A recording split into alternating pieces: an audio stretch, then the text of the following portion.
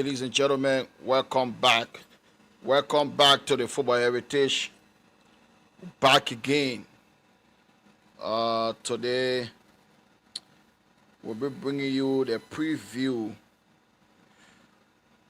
from the weekend preview show. Welcome. And first of all, if you have not yet subscribed, please do subscribe. The link is in the description. Please subscribe to the Football Heritage. And we are live on YouTube, Twitch, and Facebook. So today we're bringing you the preview from the weekend fixtures. We have a lot of games this weekend. From in the Premier League, we mostly focus on the Premier League, the most watched league in the world, and we also bring you analysis from the preview. All right, welcome. So we also bring you analysis from the two biggest clubs in Spain, Real Madrid and Barcelona. But before we start our preview show, just want to talk about Eze from Crystal Palace joining Arsenal. It was reported that he was about to join Tottenham Hotspur, having agreed on a deal. He agreed personal term with Tottenham, and Tottenham, they were in discussion with Palace for the transfer fee, but Kai have an injury made Arsenal to make that move for Eze, and now Eze is on his way to Arsenal instead of Tottenham. How do you make all that transfer? What I want to say, good evening to you and good evening to all our listeners and followers and well wishers. Good evening to the footballing war. We are here this evening to get analysis, preview about the weekend feature. So straight to the AZ deal. I think that deal was hijacked. Um, it was going to be a very good signing for Tottenham Spurs, um, with the kind of quality player they already got, and then adding Easy to their squad was going to be a very good signing for them. But I still don't want to repeat what happened last season. Um, they thought was that Kai Havertz um, injury came very shocking to them. So and they needed to fill in that gap. So they didn't waste no time, but to step out and make a big offer to hijack the deal. So now buy one for Spurs and then go one for Arsenal. They needed it. They needed to do that. The reaction from them was done quickly and very swiftly. So it was a good one for Arsenal. It was not a you know it was not in their plan actually. I think it was just a backup, but they saw it as a necessary idea to go for him, and very frustrating for Spurs when you have a personal agreement with a player, and then in a dime minute, another club snatching away from you. It's always frustrating. But notwithstanding, Arsenal finally got him, so it's a good one for Arsenal. So this weekend we have a lot of games, and Friday, which is tomorrow, Western United will take on Chelsea in London. And last season, the last game they played at the Western Stadium, they lost 3-0 to Chelsea. Western United, they also lost their first game in the Premier League. And Chelsea, they drew against Crystal Palace at Stamford Bridge. That was a disappointing result for Chelsea because playing at home, first home game against Crystal Palace, it was very, very disappointing. So looking at them,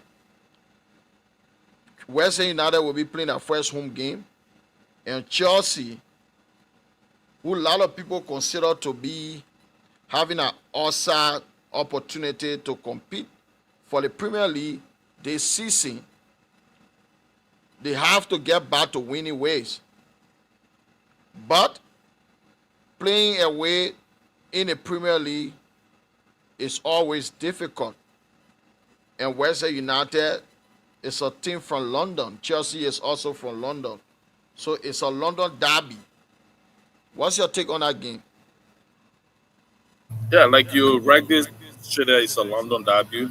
A derby is always a derby. The rivalry, the rivalry it will always stand. Now Chelsea didn't start the Premier League on a winning way. Now they're looking for that first win, and it's going to be another tricky match for them. We saw them their opening match. They were not clinical enough. They didn't create enough chances. Um, it's just clear. The Premier League match, you can overlook your opponent. You know, you cannot overlook them. Chelsea may get the edge going to that game, but Weston also can pull out a surprise. They can pull out a fight. The derby is always going to be there. The rivalry is going to always be there. The city rivalry going to be there. So it's something that we're looking forward to. I personally think that Chelsea going to be too strong for them, but again, surprisingly, fight may always come up from the smaller side. But if you look at the current Chelsea squad, I think Chelsea got an upper hand. They're going to try to do everything possible to win that match. You cannot afford to draw or drop points in your first two opening game. That's not a good sign, especially where they found themselves right now. They fought at the end of the season. They qualified to the Champions League. They went to the Club World Cup. They won the Club World Cup. They had a couple of games preseason prior to the start of the season. So you cannot have all the subset and then you come to start the next campaign poorly. That would not be a good thing for them. But um, this is the Premier League. You can start on a bad note and then you still pick up your footing. But I think Chelsea don't want to find themselves in such a position. So they're going to be strong. They're going to go for it. They're going to make sure they get goals and in order to claim the 3 points. From the Western perspective, this is also the start of the season. As a smaller side, you don't want to drop points. You don't want to, you got to take chances. You got to make sure you be strong. You got to make sure you start on a good note because in the middle or going to the end of the season, when they start to drop points, at the end of the day, that's the reason why you found some of the smaller teams fighting to survive relegation and all this stuff. So they lost one of their best players, Kudo Mohammed. He's with Spurs now. He was one of the outstanding players for West Ham.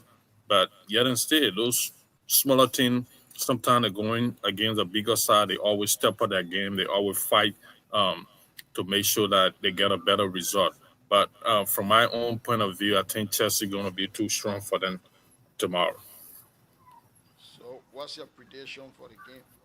Um, 2-1 in favor of Chelsea. All right. Thank you very much. Yeah.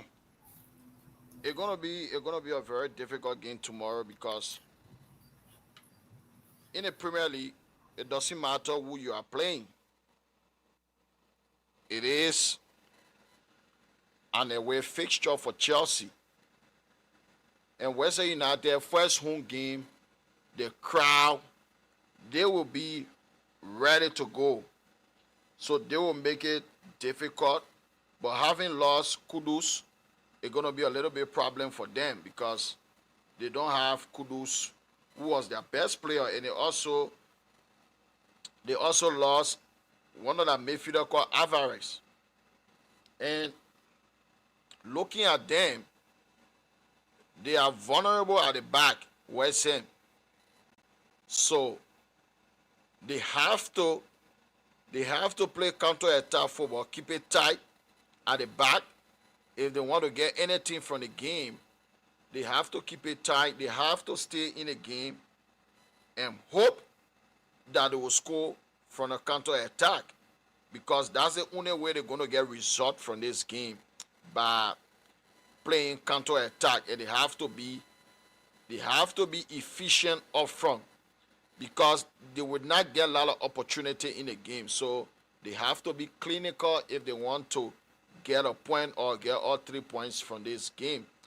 From the Chelsea perspective, Chelsea, they have to go for it.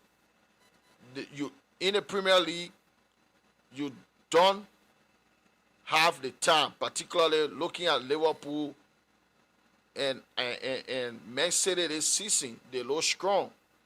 So if you fall behind, sometimes it can be difficult for you to close the gap because if you fall too behind, particularly from the beginning of the season, if you want to win the league, and which of course I think with all the money spent for the past few seasons, Chelsea has spent over £1 billion on the squad. So for the past few seasons, they have spent that money.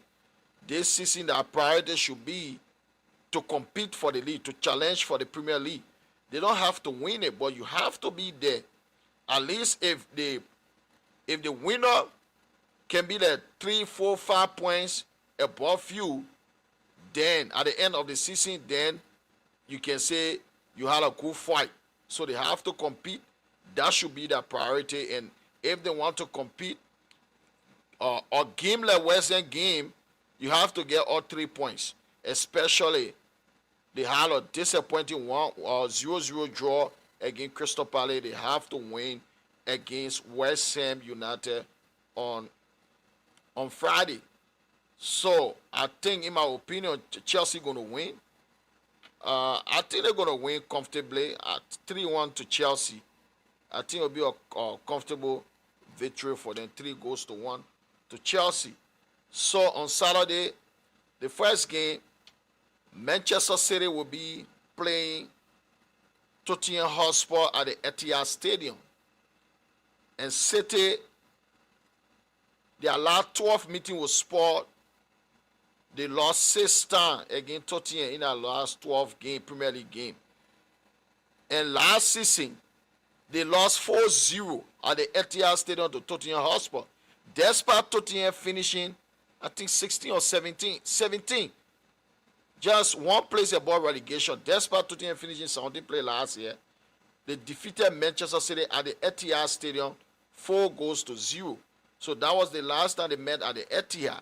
And they also defeated Man City last season in the Carabao Cup. So what's your take on that game? Man City against Tottenham Hotspur.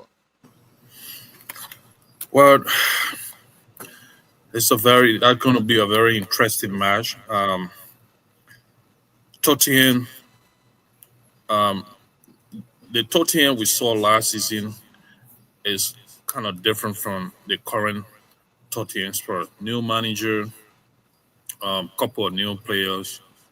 Um, it's going to be something different. We saw Spurs against Paris Saint Germain in a UEFA Super Cup. That was a very interesting match. Um, Paris Saint Germain traded to Spurs through all the game. The 9 minute, in a match, they managed to equalize, and I think that was based on experience. Um, Paris Saint Germain experience in the Champions League, that the kind of individual players they got so many quality players, so they managed to overcome Spurs. But we saw how Spurs was very solid in that match, defensively in the middle of the park, attacking wise. They were so good. And they took a match to a penalty kick and they lost the game. So their first match, you saw that against uh, Burnley. They were so good, they won comfortably. From a Man City standpoint, Man City has strengthened their team. Um, they brought in so many new players, and those guys got so many quality. I think it's going to be the open match. Um, Spurs love to go for it, but with the new manager, I think he got different game plan approaching a team like Man City. So we probably might not see the kind of free flowing football that Spurs usually play, attacking wise. I think if they want to get something out of that match, they got to be very careful. They got to be very solid in their defense, and just wait on a break. Um, uh, from the City standpoint, they're going to go for it.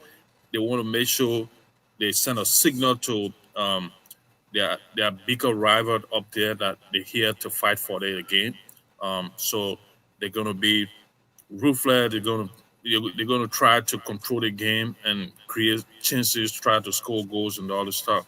But one thing we shouldn't forget about: Spurs got a very good attacking players right now. They got a couple of attacking players that can cause you so many problems, especially Kudo Muhammad. He might not be the one to score, but his style of playing is so dangerous. You know, they might catch City on a break, and they got Richie Allison up there. He's also a fighter. You know, so defensive wide, they need to be solid. They just need to sit deep and wait for City on a break, and if they want to get something out of that game. So it's going to be an open game. It's going to be an open game. So my prediction is 2-2. All right. 2-2. Thank you very much. Yes. Tottenham, they always give Man City tough time. Every time they meet, Man City, they have a difficult game. Like I said, the last time they met at the Etihad and they 4-0 to Tottenham. So it's gonna be a difficult game because the last coach before Tottenham present coach, who is Thomas Frank, his style of play is different from Ange Postecoglou.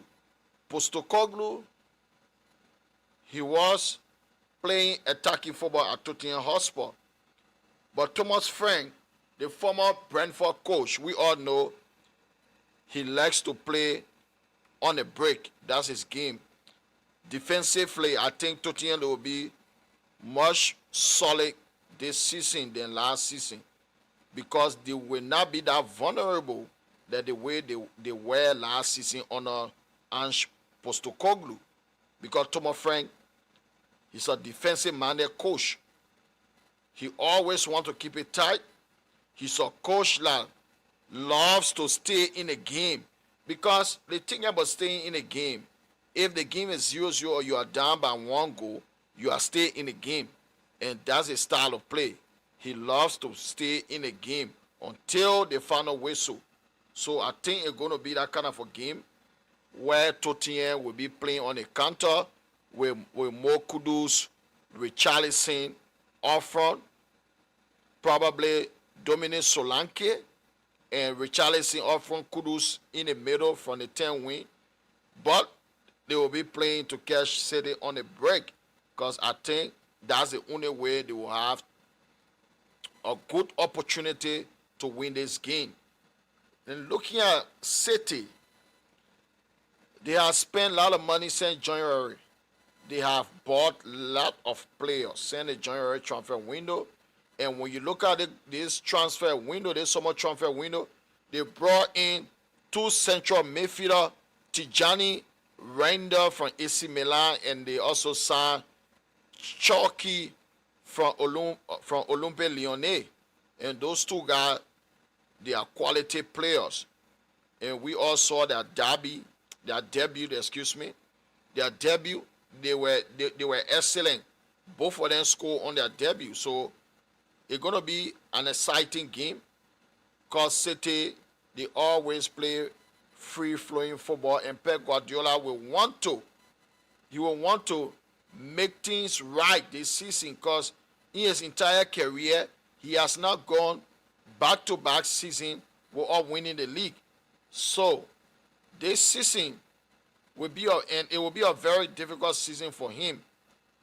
But I think City, they may win because what the situation is different from last season, especially is the first home game. Their first home game. The players, they will be motivated to win. And Guardiola will be telling them they have to win the league. And in order to do that, you have to be strong at home.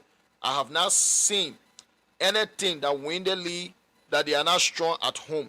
Because at home, this is where you win most of your points. You have to win games at home. If you are not solid at home, if you don't make your home as a fortress, it will be very difficult for you to win a league title or Champions League.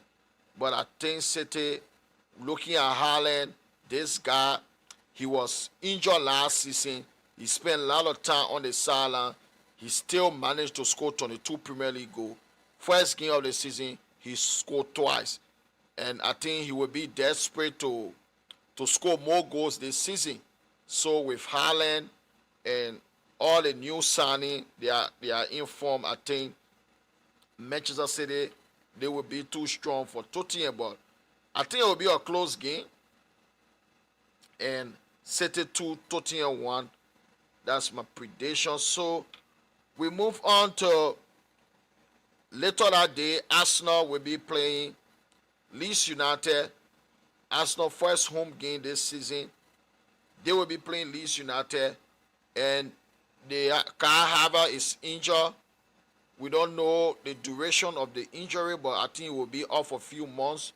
This is the reason why they went to sign Eberici Eze from Crystal Palace. So looking at our squad, they have signed a lot of players this season. If my memory can set me right, I think 6 or 7 players they have already signed this season. They signed Kepa from Chelsea. They signed they have signed Eze, and they signed Gyökeres. They signed Noga, Zubimendi. They signed a lot of players this season. And Mikel Arteta, he has spent about £1 billion, over $1 billion United States dollar. This guy has spent, but he has won 0 trophy in that period. So, how do you look at a game against Leeds United, who's back? They are back from the championship. They're back in the Premier League. How do you look at that game? Yeah, I think Arsenal is going to be too strong for Leeds United on Saturday. With the current Arsenal squad, um, with the addition of those new players they brought in some quality player. Um, Arsenal's, I think they're still going to be vulnerable in midfield this season. They're going to miss Partey. I have said that. The reason is because Partey was a versatile player for them. He improvised. He played in different positions and he played that very well. Uh, with the signing of Zubimendi, he won't be able to fill in those gaps whenever there's injury or suspension. But um, with going to that game, I think they are the favorite. Um, the kind of quality of players they got. We saw them against Man United in an opening match.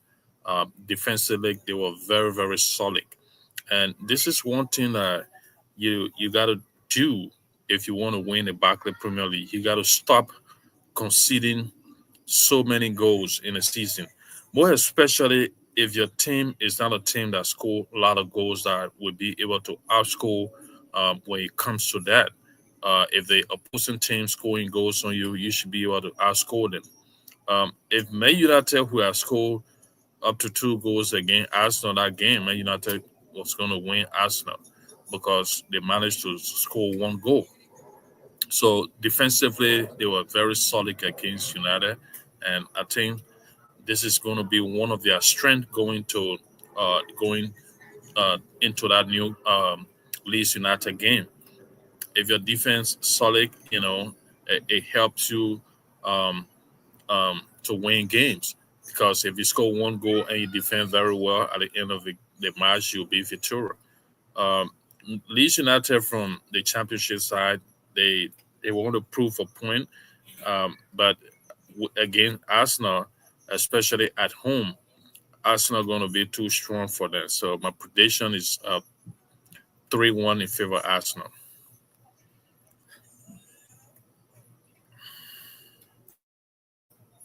You muted. Thank you very much for that prediction.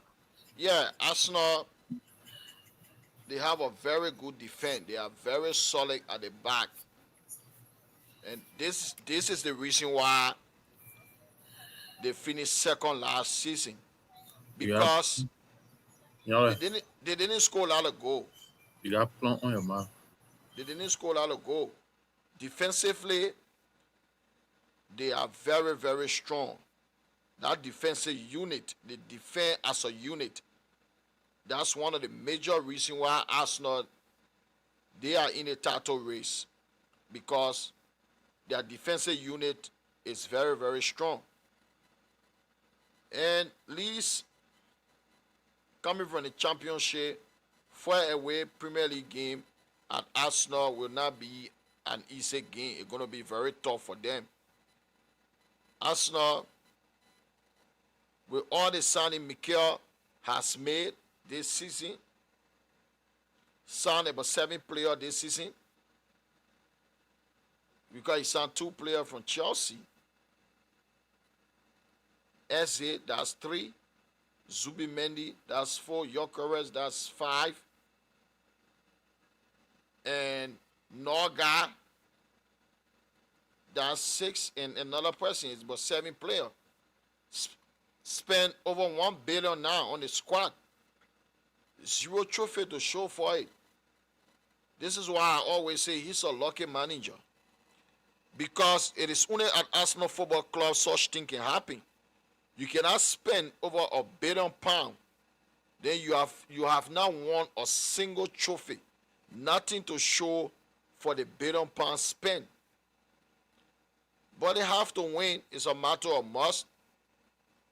They have the opportunity. First home game against a newly promoted team. They have the advantage. They're playing home. They have to win a game. Leeds United are going to sit back, that's for sure. They will sit back, but probably they may attack because the Leeds United that were in the Premier League few seasons ago, every game they play, they attack. And this is the reason why they got relegated. Because you cannot just attack every game. As a small team, you have to, even big teams, not every game you can attack.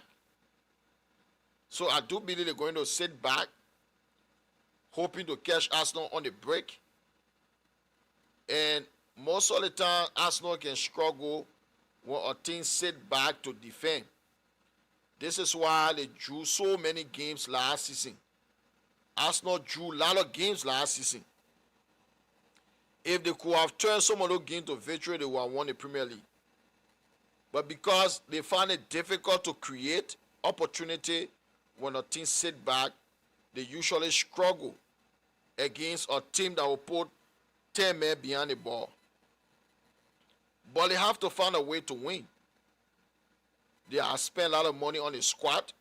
That's a stable squad. The squad, they have been together for so many years now. So they have to win. And they have to win the Premier League. It's a matter of must. They have to win the Premier League this season. If they cannot win the Premier League and they keep Arteta, then I think the club, they lack ambition if they do that. Because you cannot spend such money in any business with all reward. That person should be fired. So they have Eze now in a squad who is a creative player. So they have no excuse.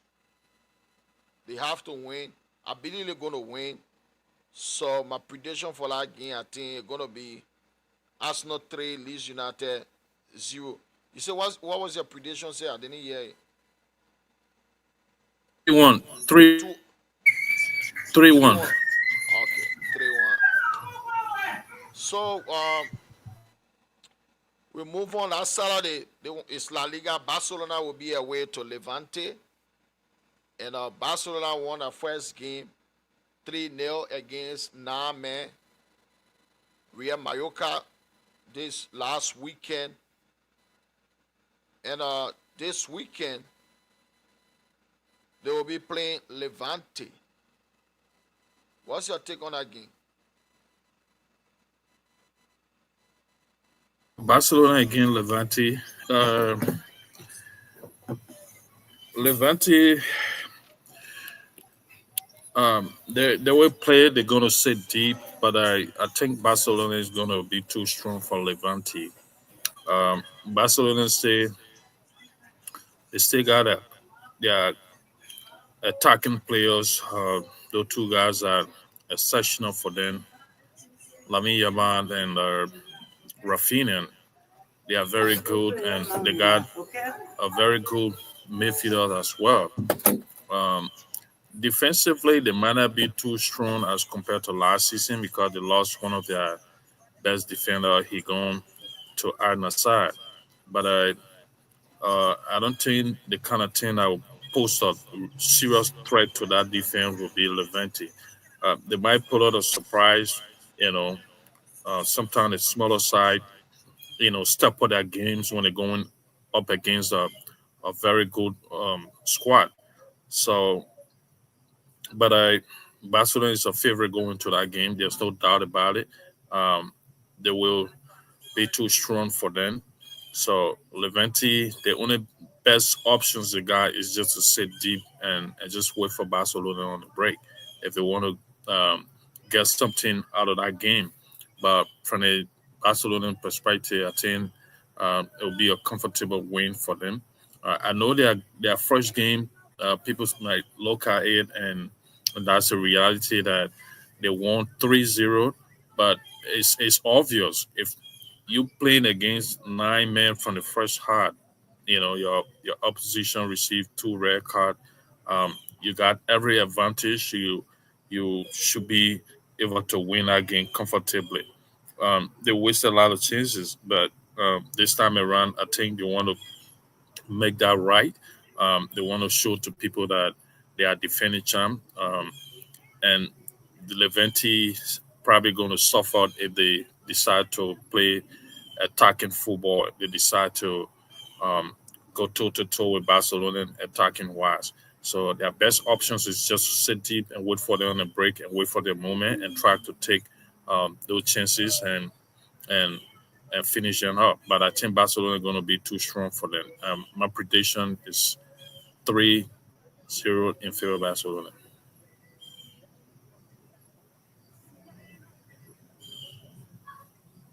All right, thank you very much for that. Yeah, I don't know why Barcelona they play the first game away and they are playing away again. First two games playing away. I don't know why the La Liga fixture is like this. Yeah, Barcelona they won their first game and I think it will be too strong for Levante because looking at the Barcelona midfield and attack, the attack is very strong and the midfield is too strong. So Lamine Yamal, Robert Lewandowski, Rafinha, all those guys, I think they will be too strong for Levante. The only problem Barcelona have, and that's like it has been like for like 2 decades or a little over 2 decades defensively. Barcelona is not noted to be a strong team defensively. They always have some defensive flaws in their team. And I think Levante, they will be playing home, but they just have to stay deep because they cannot go toe to toe with Barcelona. That's not possible. If they go toe to toe with Barcelona, they could get slapped. They're 4-5-0. So they have to stay deep and play on a counter attack. But it won't be easy for them. It doesn't matter how they play because people like Pedri, Gavi, those guys, they are creative. Frankie de Jong, now he has found his form. So it won't be easy for Levante. It doesn't matter whether they stay deep, they try to attack. I think Barcelona will win that game easily. I can see Barcelona beating Levante 4-0. That's my prediction. So we move on to okay. Before we move on, we're not discussing other game. Then just give me a prediction. Bournemouth on Saturday. Bournemouth against Wolves. What's your prediction for that? Uh, Boswell 2-1 in favor of Boswell. 2-1 to Bournemouth. I said 2-0. Brentford against Aston Villa. Brentford playing home to Aston Villa. Uh, a 1-1, I think. Let's 1-1. go for a Then we draw. have Burnley against Sunderland. Burnley against Sunderland. Uh, uh, 2-0 in favor of Burnley. 2-0 to Burnley. So we move on to Sunday. On Sunday, Manchester United will be away to Fulham. And Man United lost, even though they were impressive, but they lost at home. The most important start in the game is the scoreboard. So they lost at home to Arsenal 1-0. And their next game is Sunday against Fulham. Manchester United have defeated Fulham away in their last four Premier League meeting in London against Fulham. And Fulham drew their first game away to Brighton. So first game playing at home, even though they don't have a good record at home against Manchester United, but it's gonna be a hard game. So what's your take on that game? Yeah, I think Manchester United are going to be too strong against Fulham again. The records are there, but they from the kind of the football we saw Manchester United playing against Arsenal. Um, I know they were unfortunate to lost that game. Man United deserve a point from that match, but with the kind of football we saw them playing, they were very much impressive. You know, the midfield was very good. The defense was very solid. Um, they created some chances. They just was not clinical enough to finish the chances. Those two new signing, bring a different contribution to the table. Attacking wise, they were very dangerous. Bueno and Kuna, we saw them. They were very good, but they couldn't get the job done at the end of the day. And I think that was also because Arsenal had a very solid defense against them. So going against Fulham, they want to make sure that they claim the 3 points after losing their home game. So they got to get back to that winning way.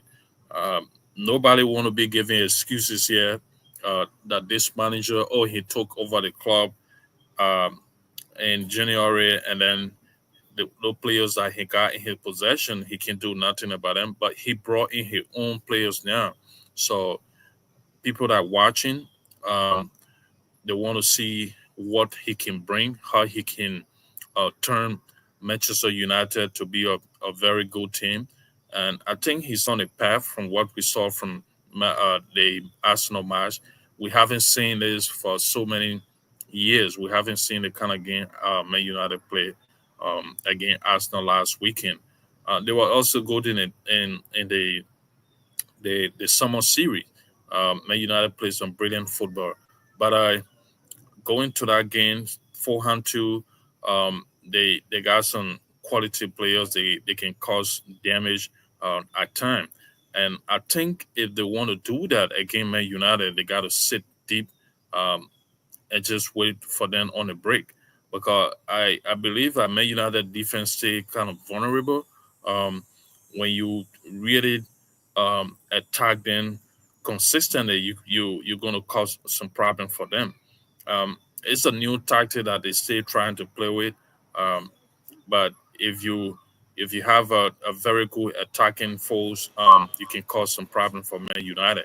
And the best way to do that is just sit deep and allow them to control the ball, and then just you know wait for your moment and catch on a break. And I think that's the best option for Fulham going against Man United on Sunday.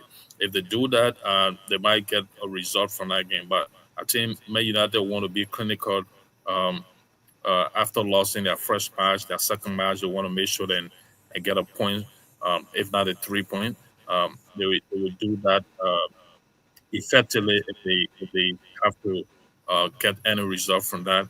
Control the game, try to be creative and score goals. So my prediction for that match, I think Man United going to win 2-0.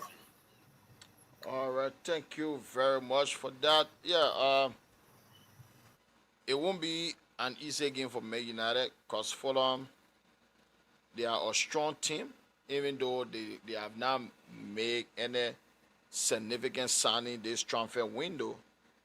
But going away to play them in London, the game gonna be very, very competitive because it's a Premier League match and Fulham, they are very good at home. But Man United have the record against them, and Man United team look more, they are little bit stronger than last season. And if you look at the performance against Arsenal, especially the two new boys, Matera Cunha and Brian Bomo, they were excellent. They were sensational, and those guys, the way they price, the way they don't stop running, the attack is much better than last season. So I do believe Manchester United will win this game because of that.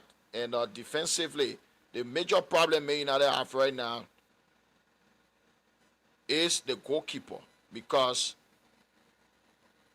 the first choice and the second choice, both of them are horrible, dreadful goalkeeper. Andre Onana is the worst thing that ever happened to Manchester United in recent time. He is not it. He is a terrible goalkeeper. And defensively, Man United much better than last season because the players they look fitter than they were last season. They look sharp, they are fitter and strong than last season. And they are getting used to high pressing game. So if they can continue, if they can play that high pressing game, I think they will suffocate Fulham. And if they do that, they're gonna win. So I expect Manchester United to win 3 goals to 1 against Fulham. That's my prediction. 3-1. So on Sunday, Real Madrid will be away to newly promoted team called Real Oviedo. And they have Santi Cazorla, I think, who's about 40 years old now, in your 40. They have Santi Cazorla in their squad, and Ire Bayi from the Ivory Coast, the former Manchester United defender, just joined Real Oviedo.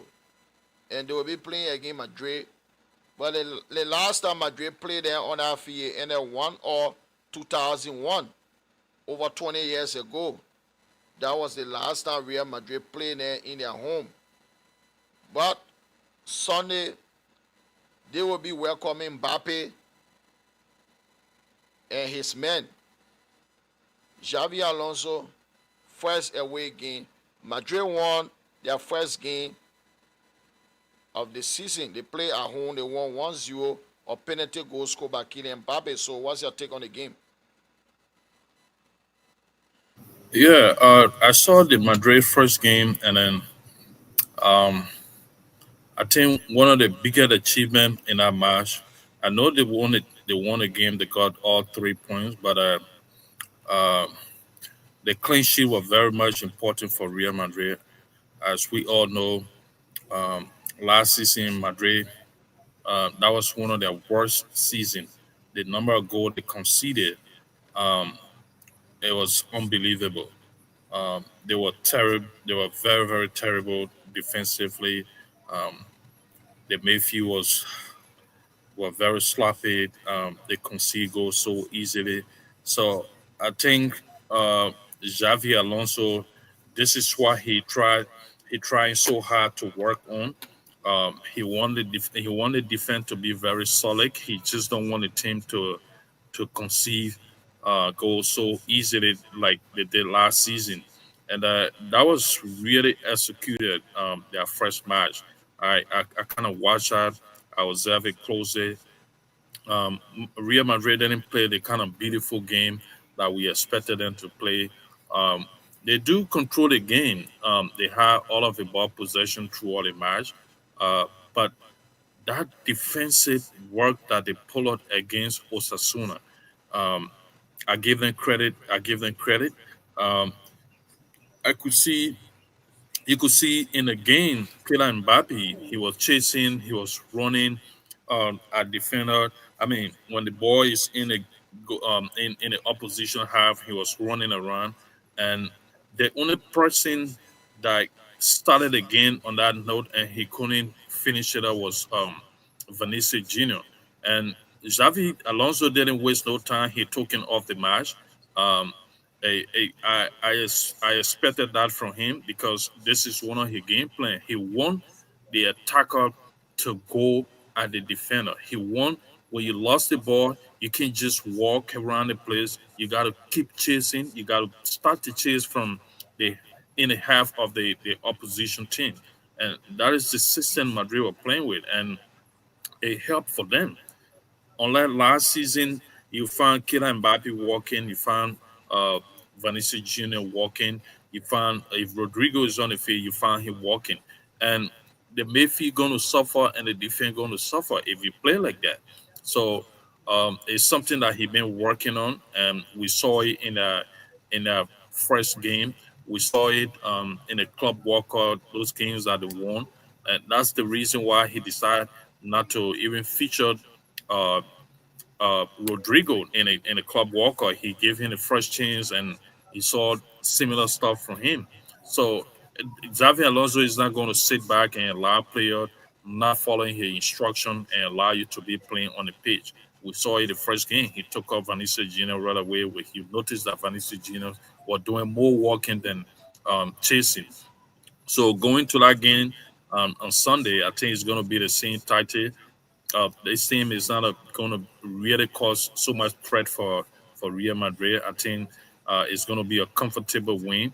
But again, it's still a transitional period for Xavi Alonso. He's still working to build that team. It could be one season, it could be 2 seasons to really get them. But with Kylian Mbappe, he's on fire. This guy, He didn't. He scored one goal. He scored a penalty goal, but he was really, really exceptional in that match. So with the front four they got up there and the kind of um, young players they got, and Chomeni game kind of changed as well defensively. We saw that in the first game. So I think he is a transitional period for them. He gave him his instruction. He wanted the best out of those players. If you listen to him, you're gonna play. If you follow his instruction, you're gonna keep you on the pitch. So what he wants from those guys is what you got to do. If you can't do it, he's gonna get you out and bring the next person. So uh, Real Madrid is going to be the same way they played against Osasuna. From my own point of view, they're going to do the same thing, try to gain, get all 3 points. That is what matters to them right now. The league just started. All right, Madrid is not that fearful as they used to be. So they just got to create a different breed of Madrid. They got to know how to manage game. They have to know how to win game. But it's a good starting for Real Madrid getting a clean sheet. If they get another clean sheet in their second match, it's also going to send a signal that they're working towards their defense gradually. So my prediction is 3-1. 3-1 in favor of Real Madrid. All right, thank you very much for that prediction. Yeah, Madrid is a transitional period for Real Madrid, having a new coach and bringing in a lot of young players in the squad. And the future of Rodrigo remain doubtful. So we don't really know, with about 10 days remaining in the transfer window. We don't know whether Rodrigo will stay or not because he didn't even play a minute in that game. And I don't see him playing on Sunday because I don't think he's actually in Xavi Alonso playing. But with Madrid attack, especially Mbappe, he looked sharp in that game, like somebody who really had a preseason. Unlike last season when he joined, the first few months he struggled, but he was very sharp, and I think he will continue scoring from where he stopped last season. I think Mbappe gonna have a good season, and Madrid, if Xavi Alonso can make them solid at the back, they will have a chance because that was the major problem last season. Defensively, they struggled, especially lot of players were missing from the defense.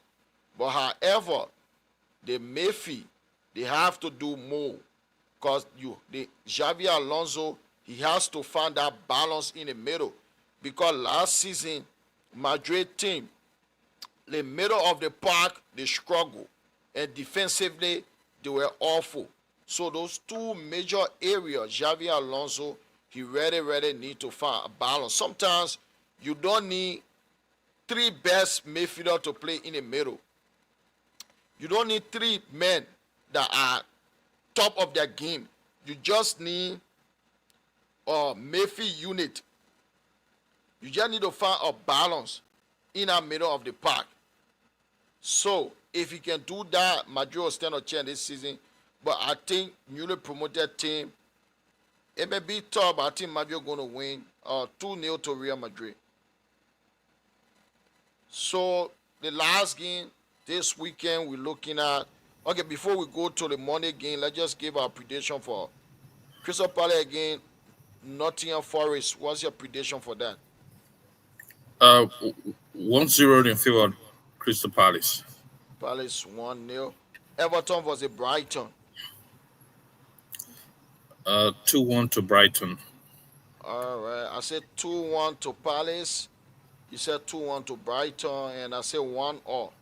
Everton 1, Brighton 1. So we now move on to the last game for the weekend, which will be on Monday.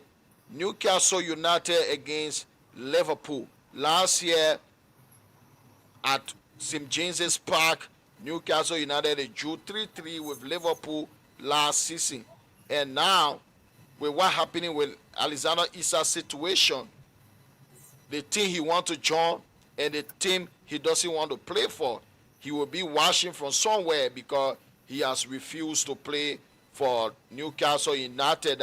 Promises were made to him, and those promises were broken by Newcastle, so he doesn't want to play. But what's your take on the game on Monday? Newcastle against Liverpool. I think for me, my game of the week is going to be Newcastle versus Liverpool. Taking into consideration the saga between Alexander Isak, like you just mentioned, Liverpool and Newcastle. Um, Newcastle fan might be so angry at Liverpool, um, as Liverpool trying to pursue their best player to join them, and they some people may feel that um, Liverpool had succeed in brainwashing their best player to leave them to join Liverpool. So that tension is going to be there. That tension is going to be there, and those things play a significant role, more especially they're playing at the St. James's Park. Um, you're going to see a lot of tension. But we know that Liverpool um, had a tough game against Newcastle at the St. James's Park, and Newcastle also managed to win the the Carabao Cup against Liverpool. So there will be a lot of tension in our match. But notwithstanding, you should understand that this guy is the best player for Newcastle, attacking wise. You know, he scores so many goals for them. He contribute a lot when he's in the Newcastle team, and they will be missing him. He would not be on the field playing because he refuses to play either train for Newcastle anymore, based upon the agreement they had, or the promises that were made to him by the club, and they refused to uphold to that promise. So, from the Liverpool standpoint, Liverpool started the game. The season on a very good note. They controlled the game against Bolspa. They scored two beautiful goals. They was in the league, and the coach decided to substitute his right and left back, which brought different, you know, atmosphere on the pitch. They conceded two goals easily. They got to fight back because of the brilliances of their attacking force. They keep on pressing. They managed to win that game. So I think the managers want to correct that mistake. I see it as a mistake because I don't really think it was necessary to make those substitution at the time because you still controls the game. You know, they were causing some problem on the right, but those guys was solid enough as compared to Robertson and Indu that he brought on.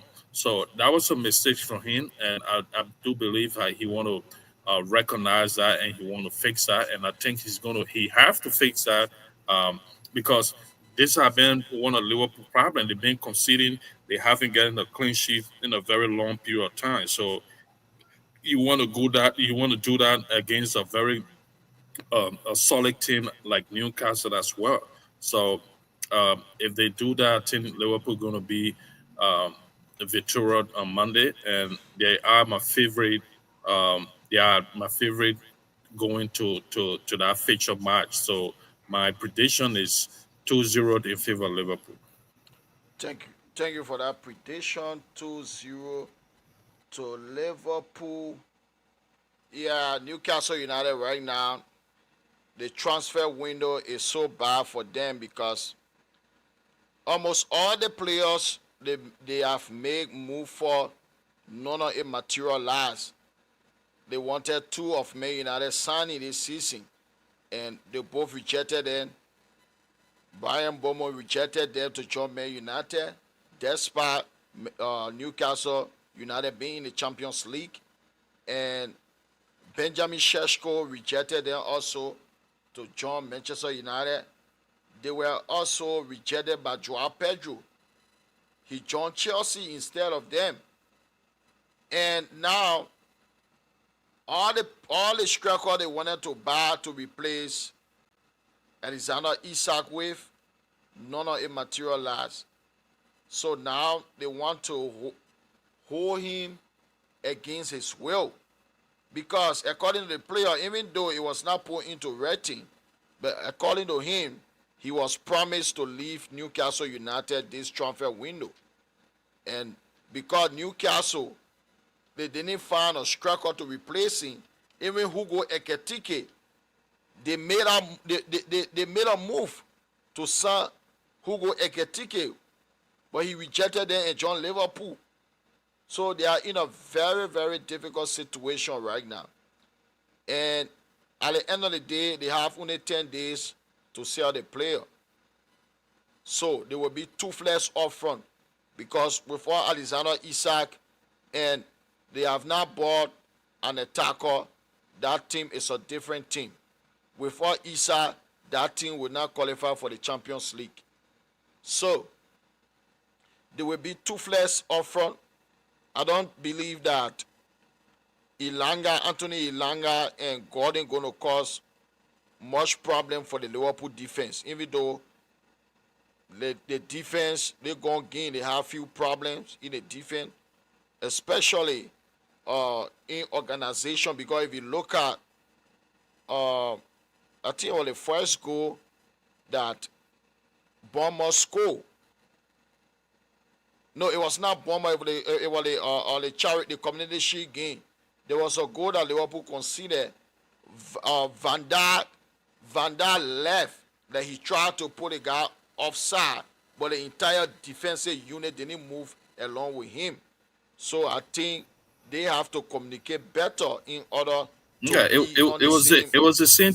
They kind of had the same situation against Bournemouth. The yeah, they have. organization was very poor in our defense. So Van Dijk, he has to send a message across to the entire defensive unit for them to play as a unit. But I don't think Newcastle, they will have that same threat up front when Alexander Isak is playing.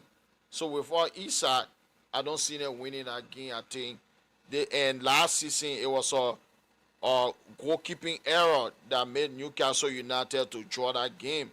And looking at the record Liverpool have on Newcastle, it's been over 10 years in the league. Newcastle, they have not won against Liverpool in the league.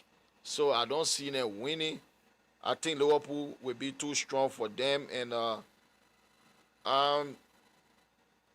3-1 Liverpool. I think they will score, but it will be 3-1. 3-1 Liverpool. So before we go, I just want you to give your parting comment, then we can go.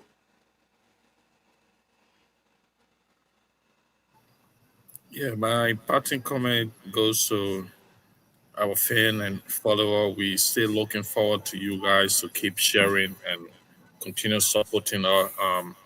We like we always say, we kind of open to criticism, come up with it, just be positive. We what you're gonna recommend. I mean, recommend to us. We follow it because we are here to provide those sensitive information regarding football. So thank you very much for watching, and we're looking forward to have another interesting weekend in the footballing world. And good night to each and every one of you. Thank you. All right, thank you very much for coming. So, ladies and gentlemen, this is how we come to the end of this podcast. So, if you have not yet subscribed, please do subscribe to the Football Heritage. The link is in the description. And we are on Twitch, YouTube, and we also bring you live video on Facebook. So please do subscribe. If you are on Twitch, you can follow us on Twitch. It's the Football Heritage on Twitch. We always live whenever we are live. On YouTube, we do it simultaneously. So please do subscribe to the Football Heritage, and you can please share also, and you can like the video so you guys can have a wonderful night. If you are in Africa, have a wonderful night. If you are in in America or Latin America, you can have a wonderful evening. And if you are in the Middle East or Asia, good morning to you. So peace.